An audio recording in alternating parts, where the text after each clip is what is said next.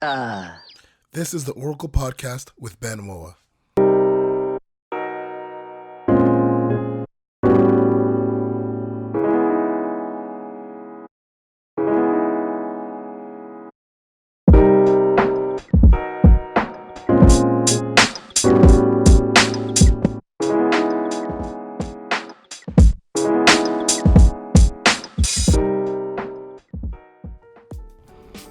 What's up, everyone? Welcome back to the Oracle. I'm Ben Moa. And I'm Calmini Huther. So before we get into the episode, we just want to give you a little heads up and information. If you are going to the BC Conference Camp meeting coming up these next 2 weekends, we would love for you to come through to the Wave Tent. We are hosting the Oracle Live. Pastor Ben will be hosting it, and I'll be there too. We'll have some people on a panel, and it's the Oracle Live for Sabbath School. Yeah, that's right. Ben/Pastor Ben. I'll be hosting it. I'm really looking forward to doing a live panel discussion. It will be on Adventism and the purpose of Adventism. I think it's always important for us to discuss that and know what's going on. We're going to be having Calmini will be on it, Richard Gray, Ron Maitland, Boss Lee. We'll also have Lavina. She'll be on it. Just some very diverse people who are all Adventists who will be sharing their perspective on our denomination. Just actually on that topic, before we get into introducing the podcast, very exciting. God's really been working and speaking to me and helping me understand what the purpose of the Oracle is. And more than just stories, I think I've really found and understood what I want for the future of this podcast. And I'd just like to share it with whoever's listening. I really believe that we all have our own story. I really believe that today, now more than ever, we need to know that our lives and our experience with God is the gospel. We read Matthew, Mark, Luke, and John, and I think that we should be able to take note of our lives, take note of our interaction with God, and let that be the gospel that we share with people as well. Not saying like have your story be a contradiction to the Bible, not at all, but let it be a complement to the Bible. Let it complement, because when we read Matthew, Mark, Luke, and John, that is literally their lives interacting with Jesus before he passed away, and then even after, how God was working in their lives. And so I really want to give this podcast, a platform for people to share their gospel, share their interactions with God, their experience with Jesus, and let it be an influence to you guys so that you will know that you have an experience with Jesus as well, and let it influence you to share with someone else as well. So let's get to talking about our guests on the podcast today. Yeah, so today on the podcast, we have Jose Briones. He is a pastor and the host of a podcast called Disruptive Adventism. That's right. And he is a fellow, as Calmy said, he's a fellow podcaster. Pastor. Yeah, podcaster / pastor. I'm really excited. He talks a lot about just persevering. He talks about loneliness. He talks about just how God always brought him back to his feet. And that's a big thing that we need to realize. Like, no matter what happens, no matter how many times we fall, we can get back on our feet. So thank you guys so much for tuning in. I really pray you enjoy this episode. Again, listen out for the outro. Share this podcast. Yeah, follow on Apple Podcast, on Instagram, on Spotify. And if the link ever doesn't work, just message us on Instagram and let us know. Yeah, still the origins. One day we're going to have a full-fledged team. It'll be flowing perfectly. All right, tune in. Thanks for tuning in. And enjoy the episode. All right, so my name is Jose Briones. I was born in Nicaragua, Central American country. And what I do right now is I'm the host of Disruptive Adventism. That's one of my jobs. Yeah. Yeah, and how did you come across starting Disruptive Adventism? And what is the whole vision behind it? What is that podcast? Interesting. Yes. So last year, after being a pastor for about 2.5 years, I kind of decided to start something new, kind of like an outlet for myself, doing something different. And, around August, last year, we decided to start, and, we pick up a name, the name that was provocative and at the same time real. The vision behind behind it didn't really form until a couple of months after, to be honest. We just started, and just because we wanted to start something, do something new, do something different. But the vision kind of started shaping as we saw that people responded positively. And what we have come up with is that we want people to change their lifestyle, change their opinions, to disrupt their everyday life, to introduce new ideas so that our church can become a better church, a healthier church, and a mission-minded church. So that's the vision for us. Wow, that's amazing. And so do you still pastor? I do. So I used to pastor in the Michigan Conference, so in the north of the United States. And after, I pastored for like about 2.5 years. And after that, I stopped pastoring there, and then I moved down to Georgia. So now I'm in Georgia. I'm still pastoring. That's my other job, my day job, if you will, or night job, because most of the things happen at night for churches. But yeah, I do still pastor. I'm still pastoring in Georgia. Okay, that's amazing. And so do you find that like both are ministry, like podcast and pastoring, like you're able to do, you still feel like you're doing ministry when you do your podcast? Yeah, I do actually. At first it was more of like, okay, this is something that I want to do on the side, and I just want to, do it because I like it, But as it's been, more time, as I've spent more time, developing podcasts, developing stories, interviewing people, I can definitely see how it can impact, different individuals to just change their attitudes. And I definitely consider it a ministry now. In the beginning, I didn't. Now I do more, definitely. But to me, it's not like your regular ministry. Like, especially in our faith tradition in Adventism, when we think about ministry, we usually talk about, we're trying to proselytize or convert people to our faith. So that's not what Disruptive Adventism does. Disruptive Adventism is there to challenge you on a personal level, and for you to discover your path of faith on your own. So it aids in the process, but it's not aimed towards like, oh, I want people to hear this podcast and be converted because of it. Mm-hmm. Well, no, I mean, and I think like it's important for listeners to know, and like just to encourage you, because like I think what you're doing is ministry because you're using your gifts. And I think automatically, because it's like a faith-based thing, because people can understand God more through it, that's ministry. And I think like I wish like we push people more to just use your gifts to do ministry. It doesn't have to be like a converting thing to do ministry. It's just about bringing people to know God or helping them find where they're at. Right. And I agree. I agree with you on that because, for example, like we have a small team, but like, for example, one of the things that usually doesn't get to be recognized as ministry is like graphics and art, and our social media director, he makes the art, he makes the graphics. If you go to any of our Instagram, Facebook, if you follow Disruptive Adventism, that's ministry too, because he is portraying, he is engaging, he is letting people know that we're talking about these matters, and he's conveying it through his art and like letting people know that to listen and to see, the difference that we can make. So, definitely I can resonate with that. Ministry comes in many different forms, and definitely, art and the artistic forms is one of them. Just as important. All right. So let's get into it. Let's hear about your story and your walk with God.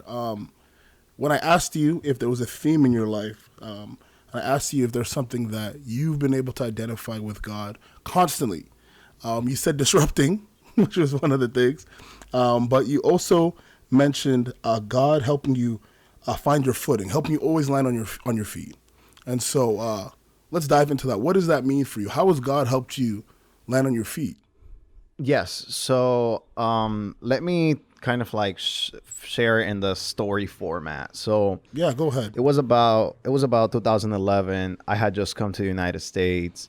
And this is an example of, what I mean when I say that God has always helped me land on my feet. So It was 2011, around November 2011. I had just come to the United States the year before. I came to December 2010.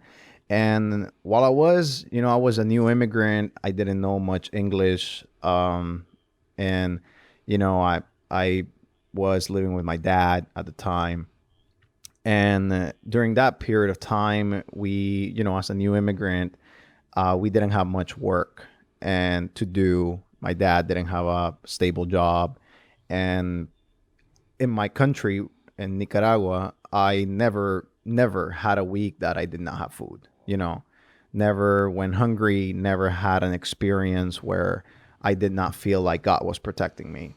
But coming here to the United States, my parents separated, and then I went with my dad. And during that November was really tough because he didn't have a stable job. So pretty much all we ate for a couple of weeks was rice, beans, and cereal. And, as we start eating and we don't have enough work to continue going to buy extra stuff, the things that we're eating, the rice and the beans, start getting lower and lower and lower. By the time of Thanksgiving, we don't have enough, so for the past couple of days, maybe a week or so, we've been, maybe eating one meal a day or maybe like a meal and a half. And it was then that, my dad went to his work company, and I looked at him and I said, hey, what are we going to do? And he said to me, we're going to pray. And I was like, you crazy? We've been praying, nothing is happening. This is stupid. We need to find a job. And he just said, we're going to pray and we're going to see what happens. So we prayed. He left. I stayed home, kind of like a disbelief, thinking my dad was going crazy because, maybe he didn't have enough nutrition or whatnot.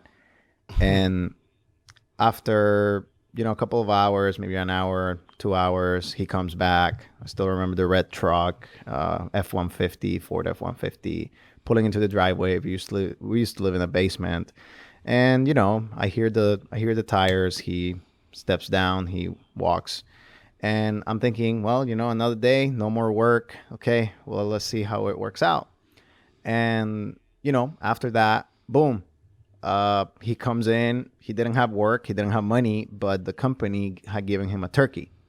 So we ate turkey for the next month, breakfast, lunch, and dinner. But it lasted, it seemed like a miracle to me because it was a huge turkey, number one. But number two, it felt like, the story in the Bible where you have the oil, I'm sorry, not the oil, the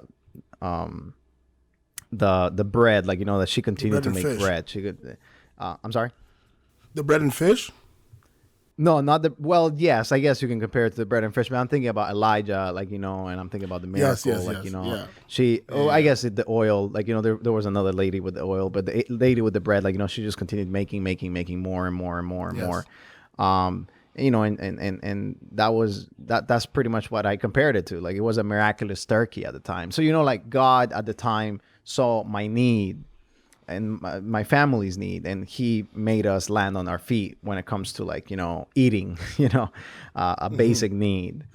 But not only that's been a theme in my life. I think especially since I've been to the States. Same thing with my schooling.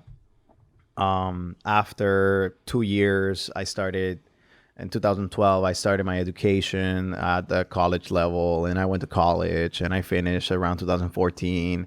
And I went over I was in Maryland, so I was studying at a small community college called Montgomery College. And I went to University of Maryland, and I transferred. I was going to transfer, and I went to the transfer counselor, and she said, yes, you're fine. You have good grades. You're going to be accepted. The program is available for you. I was trying to be a teacher at the time.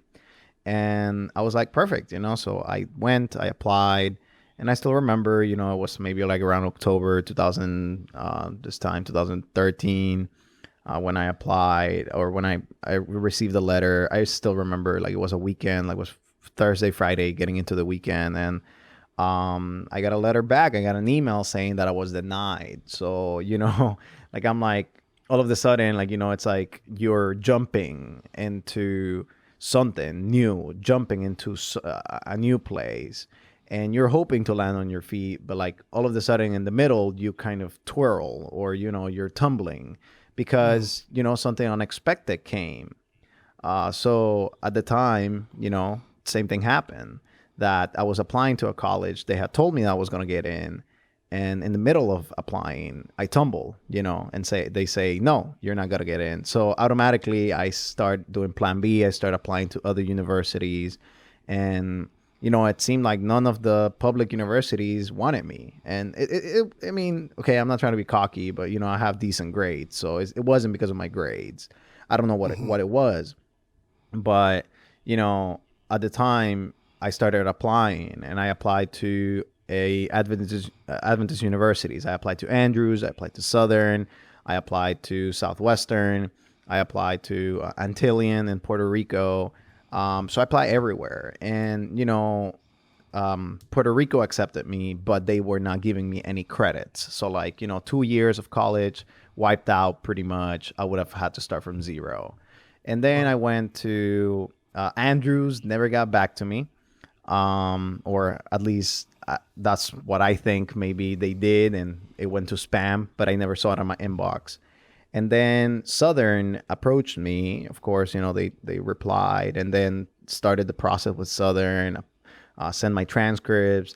And after that, in a matter of 2-3 weeks, they accepted all my credits. They gave me a scholarship, and I was buying a flight to go to Collegedale, Tennessee. I've never been to Tennessee. The only thing I know is Los Angeles, California. The other thing I know is Silver Spring, Maryland, and its surrounding areas. And that's it. That's all I know from the United States. And now I'm approaching Tennessee, and that's it, So again, God helped me at that point in time to land on my feet. I stepped out, doing something new. And in the middle, I tumbled, but God made it so that I land on my feet with a scholarship and with all of my credits, just ready, to be transferred, all of them. And that was interesting to me, because I've always heard stories from other people that is like, oh, they accepted this or they accepted that, but they didn't accept everything. And they took the 61 credits I took over those 2 years, which was a huge blessing. So that's another example. That's another story that I can say that, God has always allowed me to land on my feet.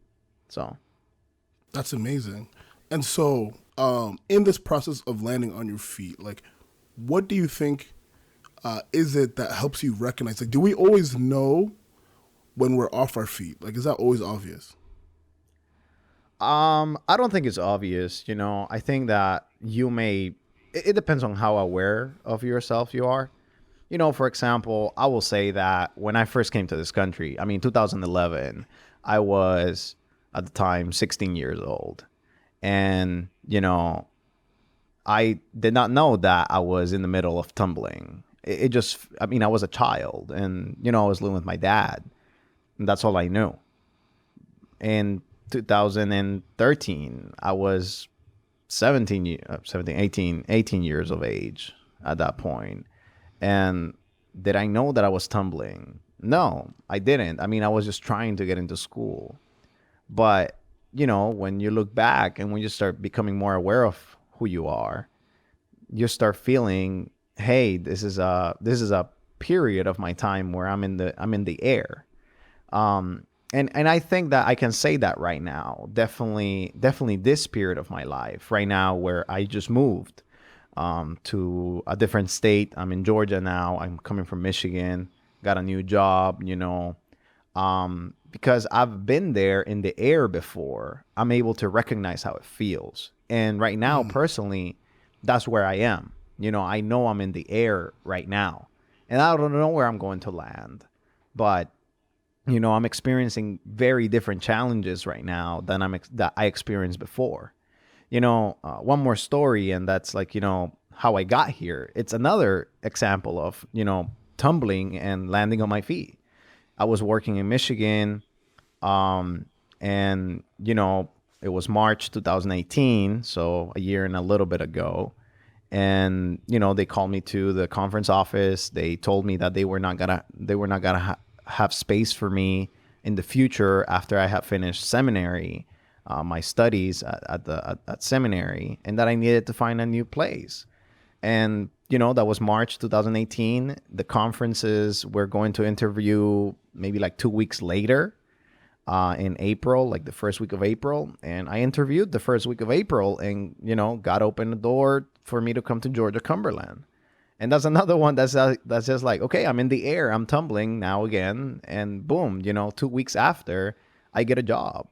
And to me, that's a huge blessing, because not everybody can say that. I'm privileged to have that experience. And of course, it's not always God only, helping or acting. We have to recognize that there is human agency. For example, God didn't hire me. We had there is a ministerial team in Georgia Cumberland that I knew from Southern, right? When I went to Southern, they had interviewed me first, and now they interview me again, and now I have a degree that they don't have to invest in. I'm an asset to them rather than a liability. They don't have to pay for me, because Michigan had let me go free. But all of those things you just never expect. And again, I land on my feet. And right now I come here to Georgia, and I know I'm in the air again, and I don't know what I'm going to expect. But it's a different challenge. It's not a get a job, get into school. It's more of like, oh, wow, this area of Georgia is very different than what I'm used to. So the reason why I say that is because the more aware you are about yourself, the more aware you'll be, and the more aware you'll know when you're in the air, and you'll be able to recognize that. I see. So is there, like, what you're saying with the human agency part, there's a role we have to play in getting back on our feet. Like, God will help us get fully land on it, but there's a part that we need to play in doing so. Yeah, I mean, there's some things that are sometimes very serendipitous, and that's just like, oh, wow, if this wouldn't have happened, then this would have not have happened, right? But there are parts that we can play. As human beings, we are agents of change, and we decide what we are going to do with what we're given. So, for example, when Michigan told me that I was not going to have a place, in the future with them, I could have said, okay, well, I'm not going to work as a pastor anymore, or I don't want a job in that line of work. But I didn't. I decided to go sign up for the interviews, and I had 20 interviews that day. So one day, 20 interviews to get a job. And out of those 20 interviews, I only had 3 callbacks. Oklahoma, Georgia Cumberland, and I believe Washington. Yeah, Washington. And, you have to do your part. There's a part to play, from us. It's like when you're trying to impress, a lady, you're like, what, you're just going to wait for her to come to you? Or, I mean, yeah, sure, that may happen. But the reality is, like, if you really want to be with her, if you find, some virtues in her life, and, you find her attractive, of course. I mean, I don't think anyone wants to marry somebody that they're not attracted to, But if you want to marry that person, then you ought to do your part, like you had to put in the work.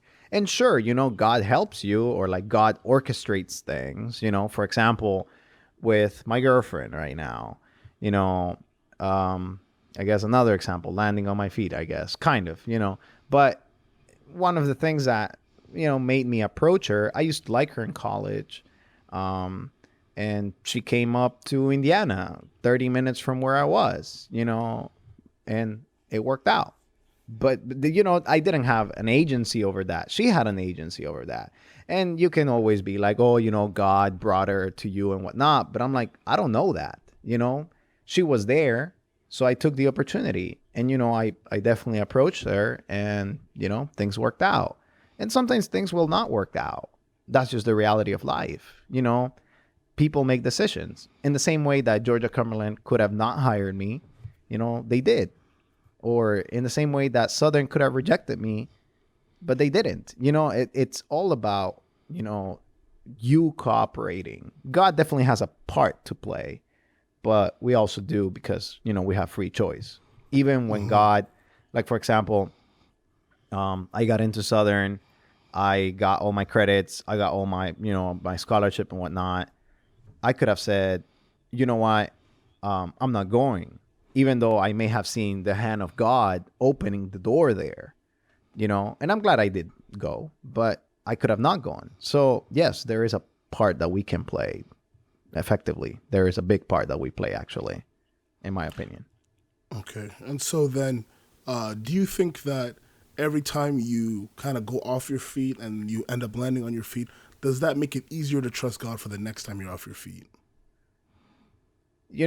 I would like to say yes, but the reality is that as human beings, we forget. Recounting the story right now, the stories that I've told you, I would love to say that it's been easier to trust God, but the reality is that I'm still stubborn, and I still forget. And right now, this is serving as a reminder. There's a beautiful quote that says, "We shall not fear for the future, lest we forget what God has done in our past."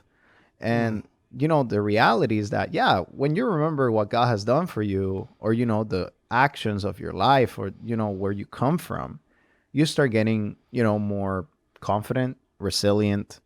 And for some people it's easier, but it's all about reflection. I think that that's the part that it really plays. When we really start meditating and reflecting on the things that have happened to us in the past, I think it's easier to trust God.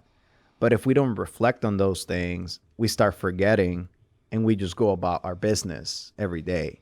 I'll give you a scriptural example. Of course, the pastor in me wants to. But in the book of Haggai, chapter 1, the people of Israel have come back. They kind of started setting up themselves. And God comes to Haggai and tells them, for Haggai to tell them, hey, consider your ways. You're doing this wrong. You're focusing on your own houses and you're leaving my house, like, the temple. You're leaving it in ruins. So you need to reconsider your priorities. But, if you read that chapter from 5 to verse 7, chapter 1, verses 5 to 7, you see what's called an inclusio. So you have consider your ways, and then you have a bunch of listing things that God says that you need to consider. And then at the end, it says, consider your ways. So when you are able to reflect, when you're able to meditate, when you're able to consider what has happened in the past, or consider your present situation, you're able to do that. You're able to, recognize how God has been leading. But if you don't have time to consider, if you don't have time to reflect, you're just going to forget and go about your business, And I think that one of the biggest factors today that really is detrimental for us, that it doesn't allow us to consider our ways, is the distractions that we get every day. TV, social media, we are in an attention economy.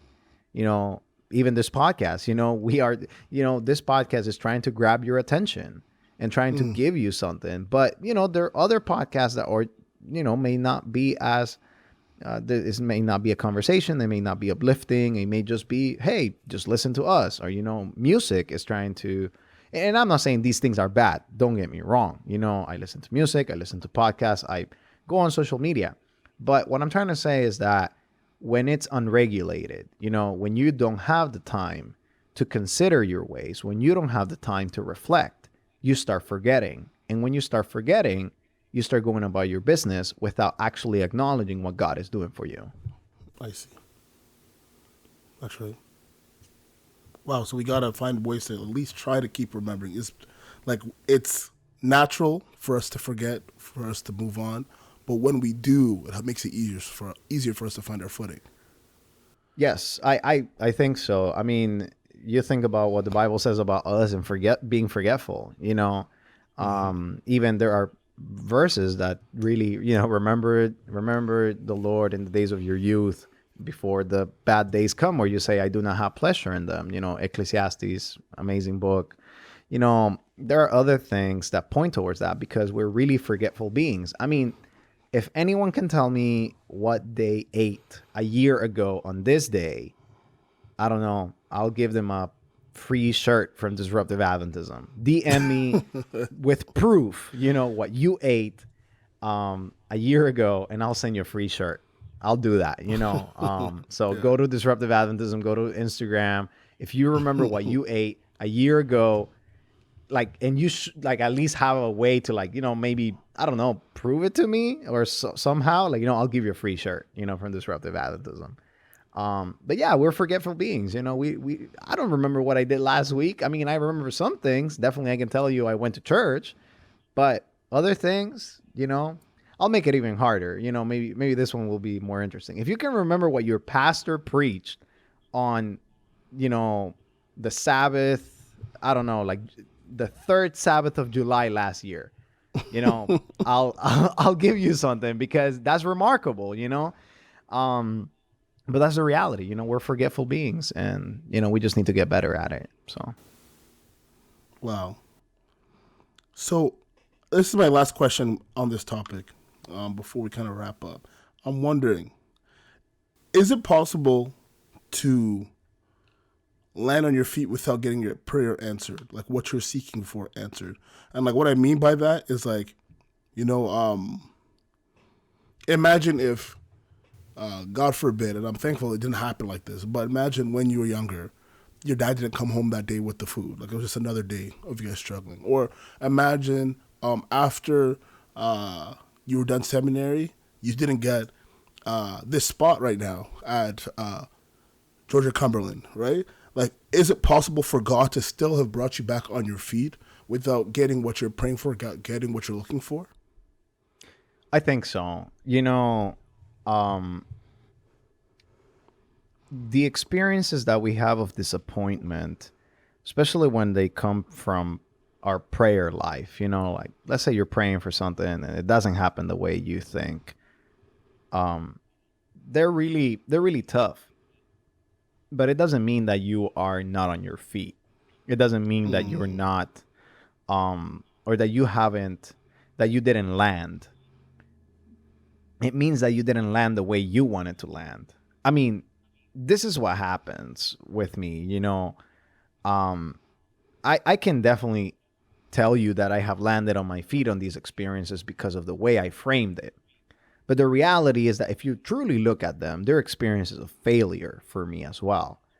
I didn't get into the school that I wanted to get into, right?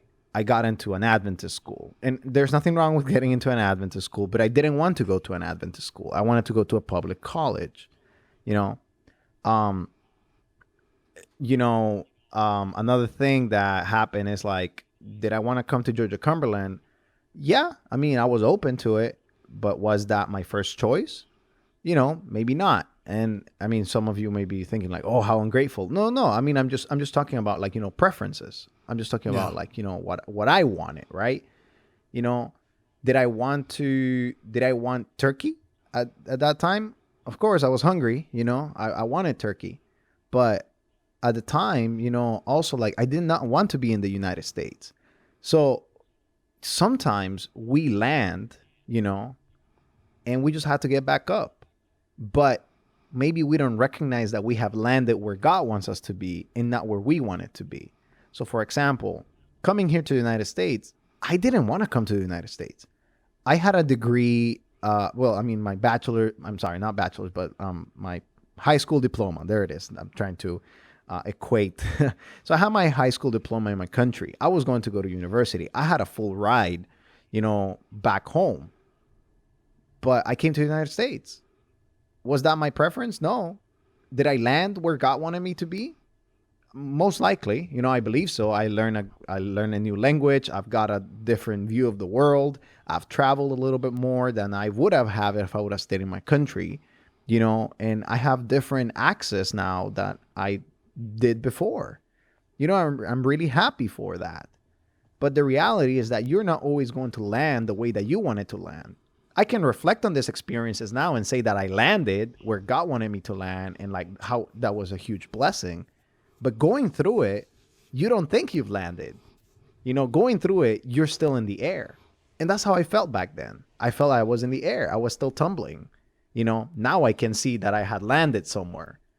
Maybe it wasn't where I wanted to be, but it's where God wanted me to be. Wow. So just lastly, if someone's listening and they're knocked off their feet, or they're struggling between choices and life's giving them some rejections and things aren't going well, what would you tell them? I know it's going to sound cliche, but don't give up. Over this past couple of months, I've been experiencing something that I've never experienced. And it's like, definitely like loneliness has been a thing for the past couple of months for me, because, being a pastor, a single pastor in the middle of Southwest Georgia, like literally you would say in the middle of nowhere, is not very easy. But you know what? God has been showing me different things, and you just need to don't give up and keep trying different things. So for example, I've been very alone to a certain degree, but I've been able to call people. I've been able to reach out to people, and sometimes they reach out, sometimes they don't reach out back.